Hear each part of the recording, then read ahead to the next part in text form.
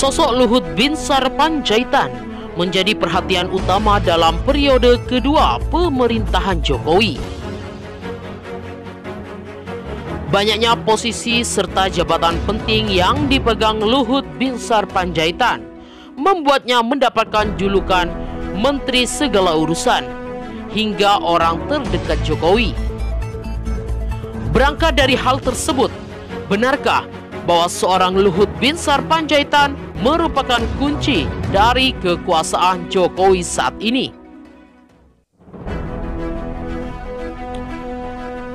Belakangan ini sosok Menteri Koordinator Bidang Kemaritiman dan Investasi Luhut Binsar Panjaitan menjadi sorotan. Mulai dari isu penundaan pemilu serentak 2024 hingga keputusannya menghapus syarat negatif PCR ataupun rapid test bagi pelaku perjalanan domestik menjadi perbincangan arus utama pada sepekan ke belakang. Menko Marves disibukkan oleh dua pekerjaan utama yang diberikan kepadanya.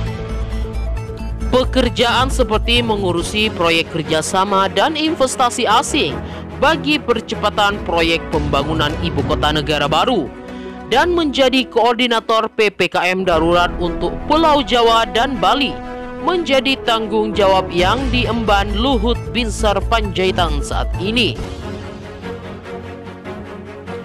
Bukan tanpa alasan, dua tugas Luhut tersebut menjadi fokus utama yang digiatkan oleh Presiden Joko Widodo saat ini di tengah pandemi COVID-19.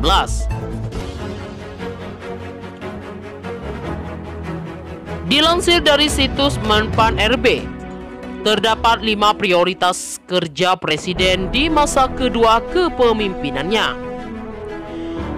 2 diantaranya adalah percepatan pembangunan infrastruktur dan membuka keran investasi seluas-luasnya guna menambah lapangan kerja.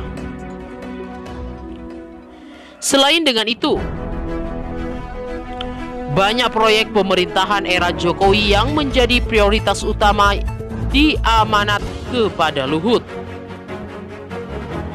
Sang Menko Marves akan menjadi menteri dalam kabinet yang paling dipercaya oleh Jokowi.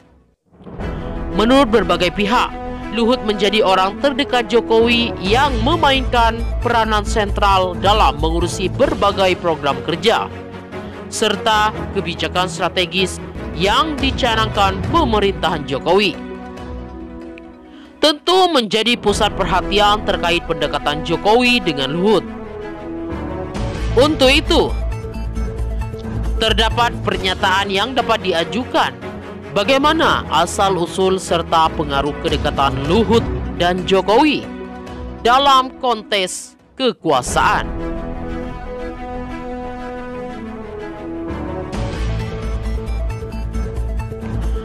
Luhut dalam relasi kekuasaan. Sosok Luhut Binsar Panjaitan tentu bukanlah nama baru dalam catur perpolitikan nasional. Tokoh politik yang berlatar belakangi militer dengan lulusan terbaik Akmil Angkatan 1970 ini tidak hanya berkecimpung dalam dunia politik pemerintahan, namun juga dalam bidang bisnis. Pasca nonaktif dari militer serta lengsernya Soeharto, Luhut ditarik ke dalam dunia pemerintahan. Awal karir Luhut dalam pemerintahan ditandai dengan menjadi duta besar Indonesia untuk Singapura selama setahun pada era Habibie. Setelah itu, Luhut diangkat menjadi Menteri Perindustrian dan Perdagangan di era Gus Dur. Setelah tidak menjabat sebagai menteri, Luhut mulai merintis bisnis dengan mendirikan PT Toba Sejahtera Group yang bergerak di sektor pertambangan batu bara. Ia juga terjun ke dunia politik dan tercatat pernah bergabung dengan Partai Golkar era kepemimpinan Akbar Tanjung dan menjadi sebagai Wakil Ketua Dewan Pertimbangan.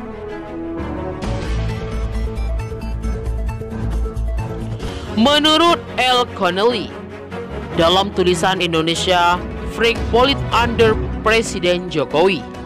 Pertemuan Luhut Binsar Panjaitan dengan Jokowi terjadi pada tahun 2008. Saat itu, Luhut tengah mencari pihak yang dapat mengubah kayu mentah dari konsesi hutannya di Kalimantan menjadi produk jadi. Seorang kenalan kemudian memperkenalkan dengan Jokowi, mengekspor furnitur yang baru terpilih sebagai wali kota Solo. Menurut Connelly, itulah awal hubungan dekat keduanya. Sejak itu, Luhut disebut banyak membantu karir politik Jokowi. Hubungan Luhut-Jokowi terlihat intens setelah Jokowi maju bersama Yusuf Kala pada Pilpres 2014. Menariknya, Luhut yang saat itu berposisi sebagai orang Golkar yang seharusnya mendukung pasangan Prabowo dan Hatta, justru menaruh dukungan kepada Jokowi. Luhut juga masuk ke dalam daftar tim pemenangan Joko Widodo Yusuf pada periode 2014. Jokowi yang akhirnya keluar sebagai pemenang kala itu mengajak Luhut masuk ke dalam susunan pemerintahannya dan memberikan jabatan Kepala Staf Kepresidenan pada Desember 2014.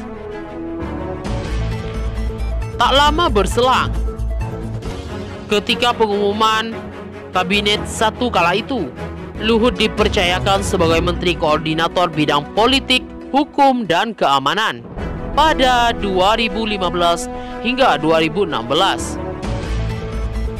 Dan pada tahun 2016, Jokowi kembali mempercayakan posisi penting kepada Luhut, yaitu sebagai Menteri Koordinator Bidang Kemaritiman hingga 2019. Pada periode kedua, Jokowi semakin terlihat memberikan posisi penting kepada Luhut, mulai dari Menko Marves, jabatan ada intern sebagai Menteri Perhubungan dan juga Menteri Kelautan dan Perikanan, hingga berperan sebagai Wakil Ketua Komite Penanganan COVID-19 dan Pemulihan Ekonomi Nasional. Di tengah proyek pembangunan IKN, Luhut juga disebut menjadi orang kepercayaan Jokowi dalam mencari investasi asing, mulai dari Arab Saudi hingga Tiongkok. Posisi-posisi strategis yang diisi oleh Luhut Binsar Panjaitan sekiranya menjadikan beliau sebagai seorang aktor politik pemerintahan yang memiliki kekuasaan yang besar. Melihat konteks Luhut Binsar Panjaitan dalam pusaran pemerintahan Jokowi dapat dikaitkan dengan perspektif kekuasaan.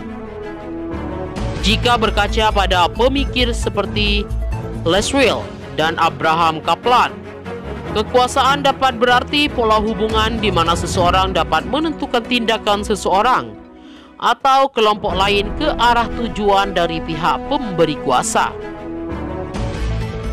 Akademisi politik lainnya seperti Ramlan Surbakti juga melengkapi konsepsi terhadap kekuasaan.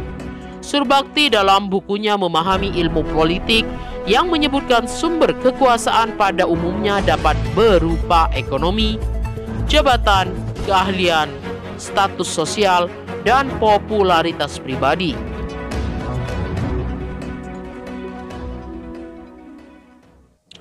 Banyak akademisi politik yang mengatakan kekuasaan sejalan dengan pengaruh. Ketika seseorang berkuasa, ia secara tidak langsung dapat memberikan pengaruh kepada orang yang dituju. Apakah Luhut memberikan atau memiliki karakteristik minimal dari kekuasaan itu sendiri? Berkaca pada rekan sejak seorang Luhut, ia dapat diklaim sebagai orang yang berkuasa. Kekuasaan yang ada pada Luhut tidak hanya bersifat formal, seperti jabatan menteri dan jabatan lain setingkat menteri namun juga informal yang berawal dari aspek sumber daya ekonomi dan kepemilikan bisnis. Muncullah pertanyaan lanjutan, apakah terdapat maksud dan tujuan lain di balik kekuasaan yang diberikan Jokowi kepada Luhut? Luhut in the Sky, Margaret Levy dan Laura Stroke. Dalam tulisannya menjelaskan bahwa sesuatu kepercayaan berada pada ikatan relasional ketika terdapat dorongan dari satu individu untuk memberikan atribut yang dapat dipercaya. Ia berusaha meyakinkan calon pemberi kepercayaan bahwa ia tidak akan mengkhianati kepercayaan yang diberikan. Dengan demikian, dengan bertambahnya posisi yang diberikan Jokowi ke Luhut, mungkin dapat disimpulkan bahwa Luhut telah bekerja secara memuaskan.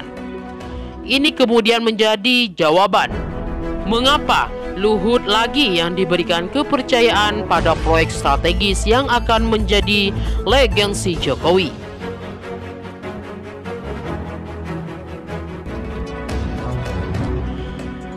Jokowi dan Luhut juga terlihat memiliki persepsi yang sama, di mana ini terlihat pada Omnibus Law Ciptaker yang disahkan pada 2020 silam.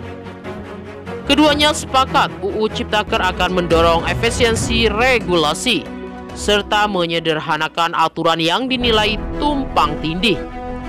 Luhut mengklaim UU tersebut akan menjawab keraguan para investor ketika ingin menanamkan modal di Indonesia.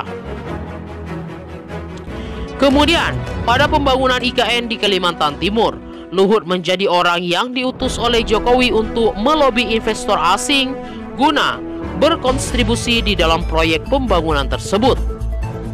Disebutkan, Luhut turun tangan dalam melakukan hubungan kerjasama dan negosiasi ke Uni Emirat Eropa untuk mencari pendanaan bagi pembangunan IKN baru. Dengan banyaknya posisi dan tugas yang dijalankan Luhut, dinilai sebagai bentuk kepuasan Jokowi terhadapnya. Seperti yang dikatakan pakar komunikasi politik Universitas Paramadina Henry Sastrio, Luhut memiliki kapasitas lebih dalam konteks ide dan pemikiran ketimbang menteri yang lain. Ketika Luhut diberikan tugas tambahan oleh Jokowi, hal itu merupakan salah satu bentuk kepercayaan Jokowi kepadanya. Dapat kita lihat bahwa posisi Luhut sampai saat ini vital dan pemerintahan Jokowi masih tersisa 2 tahun lagi bagi Jokowi dalam mengakhiri masa jabatannya. Apakah kepercayaan terhadap Luhut dalam pusaran kekuasaan Jokowi akan bertahan sampai akhir periode?